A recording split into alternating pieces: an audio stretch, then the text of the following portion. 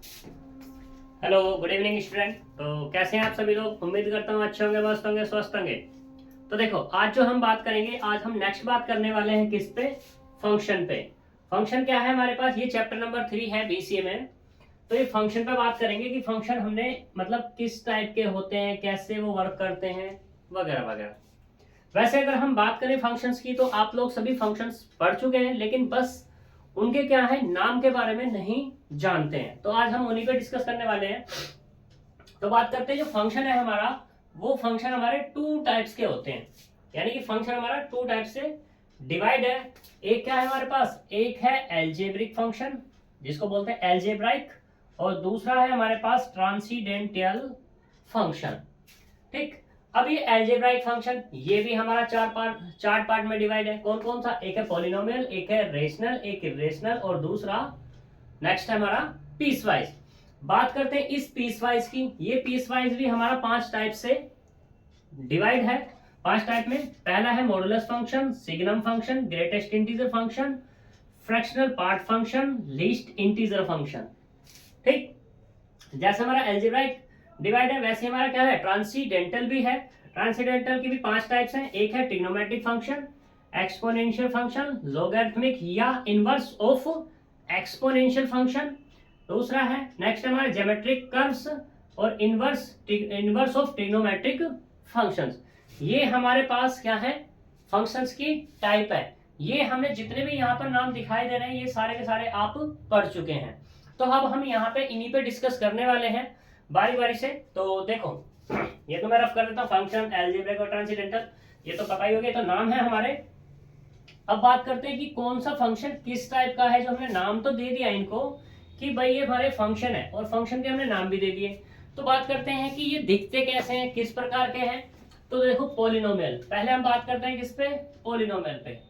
ये जो पॉलिनोमियल है, ये कैसा अपने को दिखता है? तो देखो, हमने ये पढ़े होंगे एफ ऑफ एक्स बराबर ए नॉट एक्स की power N plus A one X की power N minus one plus A two X की power N minus two plus dot dot A N minus one X plus A N.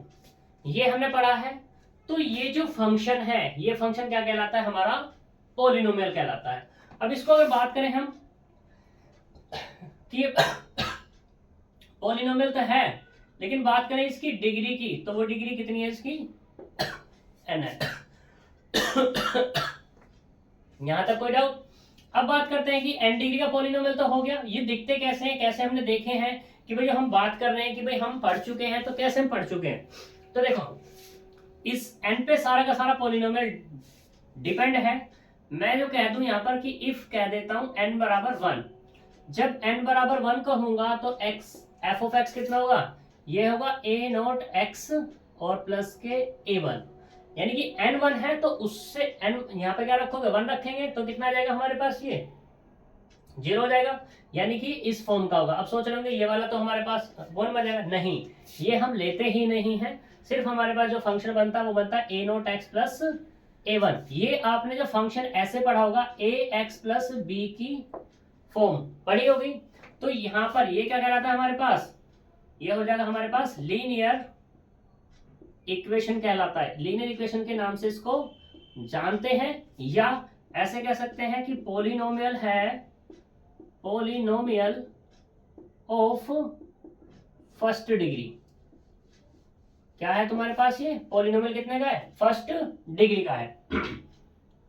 ऐसे दूसरा, if N बराबर अगर बात कर दूंगा किसकी? 2 की, तो यहाँ पे क्या बनेगा फंक्शन? ये एफ ऑफ एक्स बराबर हम क्या देते हैं? A X square plus B X plus C की फॉर्म का। तो यहाँ पर ये क्या हो जाएगा तुम्हारे पास? ये हो जाएगी क्वाड्रेटिक इक्वेशन। ठीक है, या कह सकते हैं polynomial of in 2 degree. Polynomial क्या है? 2 डिग्री में है। क्लियर इतनी बात? ऐसे n बराबर 3 रख देंगे यहाँ पर, n बराबर 3, उसका नाम क्या हो जाएगा? Cubic polynomial. ठीक है, या क्यूबिक इक्वेशन नाम हो जाता है उसका। अगर ये है हमारे पास, इसको हम बराबर 0 के पुट कर दें तो ये इक्वेशन बन जाएगी।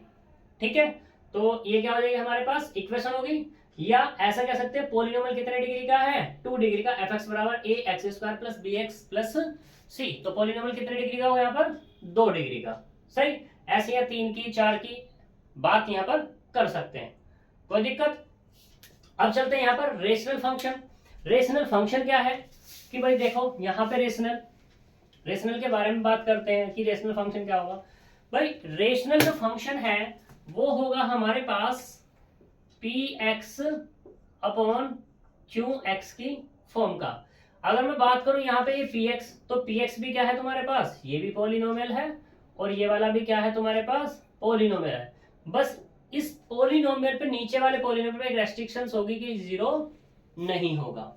यानी कि अब एग्जांपल की अगर मैं बात करूं तो रेशनल फंक्शन किस तरीके का दिख सकता है, तो x square plus 1 upon x square minus 1, इस फॉर्म का हो सकता है, या एक्स की power 3 plus x upon x square minus 1 कह दो, या 4 कह दो, जो भी आप बोलना चाहो ऐसे कह दो, चलो ठीक। या ऐसे हो सकता है एक्स की पावर 10 माइनस प्लस के 1 अपॉन एक्स प्लस 1, तो ये भी क्या होगा तुम्हारा पॉलिनोमियल। ठीक है, पॉलिनोमियल तो है, लेकिन बात करें किसकी, ऊपर वाला भी पॉलिनोमियल है, नीचे वाला भी पॉलिनोमियल है। तो जब ये ऊपर वाले को नीचे से डिवाइड करेंगे तो क्या बन जाएगा तुम्हारा, रेशनल फंक्शन बन जाएगा। ठीक है, ऐसी बात करते हैं किसकी, इर्रेशनल की। मान लो तुम्हारे पास ये है x square plus x plus 1 है, इसका स्क्वायर रूट अगर हम ले लें तो क्या मिल जाएगा तुम्हें, इर्रेशनल मिल जाएगा। ठीक है, यहां तक कोई दिक्कत नहीं है। तो ये हमारे तीनों के तीनों क्लियर हुए। अब बात करते हैं किस पे, पीस वाइज पे। और पीस वाइज पे कितने टाइप्स के हमारे पास, ये है हमारे पास 5 टाइप के। तो इन पर बात कर लेते हैं कि ये किस तरीके से क्या चीज है। तो देखो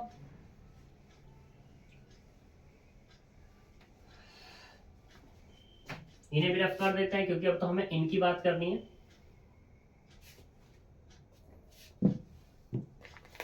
तो देखो सबसे पहले बात करते हैं मॉडुलस। मॉडुलस क्या है, आप लोगों ने पढ़ा होगा कि मॉडुलस ऑफ एक्स, ये पढ़ा था।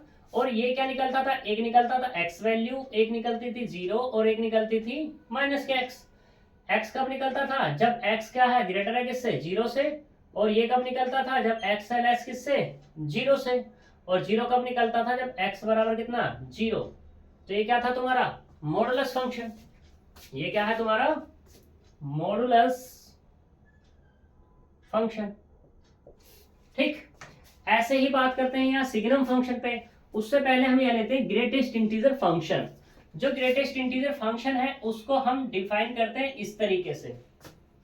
ठीक है, यानी कि मान लो कोई फंक्शन है, वो क्या है, इसमें रेक्टेंगुलर ब्रैकेट है, उसमें डिवाइड होगा या उसमें डिफाइन होगा। अब मान लेता हूं मैं यहाँ पर कि एफ ऑफ एक्स बराबर क्या है, एक्स है तुम्हारे पास, तो मैंने इसको क्या कर दिया, यहाँ डिफाइन कर दिया।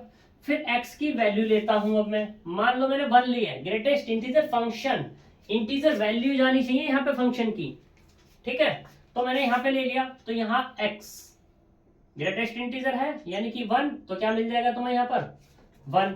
ऐसे यहाँ पे x बराबर क्या लोगे, -1 लोगे, तो greatest integer of x equal to minus के 1 बराबर कितना होगा, -1। अब यहाँ पे x बराबर 3/2 ले लेता हूं, तो ग्रेटेस्ट इंटीजर कितना होगा, x बराबर 3/2। 3/2 मतलब 1 + 1/2, 1 + 1/2। अब यहाँ पे इंटीजर कौन है, ओनली 1 ही तो है, तो कितना आ जाएगा 1 क्यों आया, क्योंकि जो फ्रैक्शनल पार्ट है, पॉजिटिव फ्रैक्शनल पार्ट इसमें बनाना होगा। और पॉजिटिव फ्रैक्शनल पार्ट को हम क्या कर रख देंगे, नेगलेक्ट कर देंगे। जो भी हमारे पास बनेगा, जो वैल्यू निकल के आएगी वो क्या आएगी, इंटीजर आएगी। दूसरा देखो, अगर मैं इसी को x बराबर -5 बार 5/2 कह दूं, तो क्या मिलने वाला है यहाँ पर, x इक्वल्स टू -5/2। तो इसको हम कैसे लिख सकते हैं, मुझे फ्रैक्शनल पार्ट पॉजिटिव बनाना होगा, तो -3 + 1/2 लिख सकता हूं। अब भी तो यही लिख रहा है, तो यहाँ पे इंटीजर कितना मिल गया यहाँ पर -3। कोई दिक्कत, तो ऐसे हमारा बन जाएगा यहाँ पर। अगर मैं बात करूं x बराबर कितना लेना है, 7/2 लेना है, तो अब कितना आएगा, 7/2 मतलब कितना, 3 + 1/2 बराबर कितना हो गया, 3। सही, तो ये क्या हो जाएगा हमारा ग्रेटेस्ट इंटीजर फंक्शन हो जाएगा। अब बात करते हैं फ्रैक्शनल पार्ट फंक्शन की। फ्रैक्शनल पार्ट फंक्शन क्या है कि ऐसा फंक्शन जिसमें हमें पार्ट कैसा लेना हो, फ्रैक्शनल लेना हो। फ्रैक्शनल जैसे मैं कोई भी वैल्यूज की बात करूं तो यहाँ पे क्या बच रहा है अभी हमारे पास, फ्रैक्शनल वैल्यूज बची हुई है, यानी कि 1/2। तो ऐसी कोई भी फंक्शन जो हमारी फ्रैक्शनल वैल्यू देता हो वो क्या कहलाएगा, हमारा फ्रैक्शनल पार्ट फंक्शन हो जाएगा। क्लियर इतनी बात। अब दूसरा यहाँ पे है, पहला था ग्रेटेस्ट, अब तीसरा है हमारे पास क्या है, लीस्ट इंटीजर फंक्शन। यहाँ पे पहले ग्रेटेस्ट की बात हो रही थी, अब के बाद लिस्ट की हो जाएगी। सही। फिर बात करते हैं यहाँ पर सिग्नम फंक्शन। सिग्नम फंक्शन क्या होते हैं, वो होते हैं यहाँ पर इसको डिफाइन अगर मैं करूं तो सिग्नम ऑफ एक्स, तो ये क्या होगा, modulus of x upon x की फॉर्म होती है सिग्नम फंक्शन। ठीक।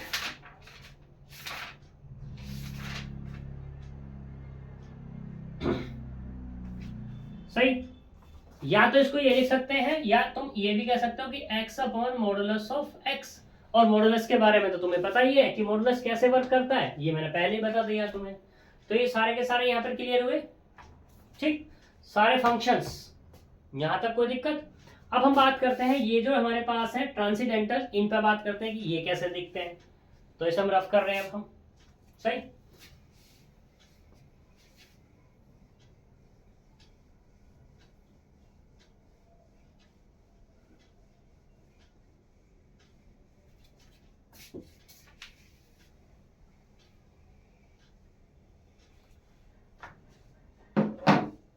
अब बात करते हैं ट्रिग्नोमेट्रिक फंक्शन। ट्रिग्नोमेट्रिक फंक्शन तो आपको पता ही है कैसे होते हैं, जैसे कि ये है sine x, cos x, tan x, cot x, sec x, और ये वाला कितना आएगा, को सेक एक्स। तो ये कैसे हो गए तुम्हारे पास, ये हो गए ट्रिग्नोमेट्रिक फंक्शन। एक्सपोनेंशियल फंक्शन की बात करते हैं तो एक्सपोनेंशियल फंक्शन क्या हो जाएंगे, जो e की पावर में हो, e की पावर x वगैरह, e की पावर ax, e की पावर माइनस के x, तो ये कैसे जाएंगे तुम्हारे एक्सपोनेंशियल फंक्शन। अब बात करते हैं लॉगरिथमिक फंक्शन या इनवर्स ऑफ एक्सपोनेंशियल फंक्शन। तो लॉगरिथमिक फंक्शन कैसे होंगे तुम्हारे पास, ये log x, log 1 + x, log 1 - x वगैरह वगैरह। तो ये क्या हो जाएंगे तुम्हारे लॉगरिथमिक फंक्शन हो जाएंगे। फिर बात करते हैं इनवर्स ऑफ ट्रिग्नोमेट्रिक फंक्शन। ये हमारे पास ट्रिग्नोमेट्रिक फंक्शन थे, इनके इनवर्स निकाल लो। इनवर्स का मतलब ये नहीं है कि 1/sin x, नहीं, वो तो हमारे पास क्या है 1/sin x, ट्रिग्नोमेट्रिक की फंक्शन है। इसने बात की इनवर्स, तो इनवर्स इसका कितना आएगा, इसका इनवर्स होगा sin इनवर्स x। ऐसे इस वाले की बात करें तो कितना आएगा, cos इनवर्स x। ऐसे इसकी बात कर दूं तो ये कितना आएगा, tan इनवर्स x। ये वाला होगा अपने पास कोट इनवर्स x। इस वाले की बात करें तो ये कितना होगा, sec इनवर्स x। और इस वाले की बात करें तो कितना होगा, cosec इनवर्स x हो जाएगा। यहां तक कोई दिक्कत नहीं। अब बचता है हमारे पास ज्योमेट्रिक कर्व्स। ये ज्योमेट्रिक कर्व्स क्या है हमारे, तो आप लोगों ने ये पढ़ा होगा x² + y² बराबर कितना, r²। ये किसकी इक्वेशन होती है, सर्किल की। ये किसकी इक्वेशन होती है हमारी, सर्किल की। लेकिन ये सर्किल क्या है, ज्योमेट्रिक कर्व ही तो है।